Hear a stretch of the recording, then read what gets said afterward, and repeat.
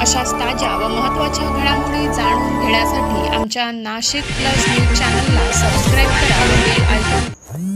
मालेगाव येथील परंपरा जोपासणाऱ्या भारत मंडळ भवानी चौक संगमेश्वरतर्फे भव्य शिवजयंती महोत्सव मोठ्या जल्लोषात साजरा करण्यासाठी छत्रपती शिवरायांची अश्वारूढ मूर्तीचे आगमन मालेगावात मोठ्या उत्साहात करण्यात आले.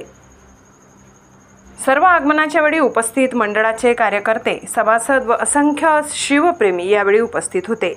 यावेळी सटाणा नाका ते भवानी चौक येथे उद्या होणाऱ्या शिवजन्मोत्सवासाठी डीजेच्या गजरात व मोठ्या जल्लोषात भारत मंडळ संगमेश्वर येथे नेण्यात आले.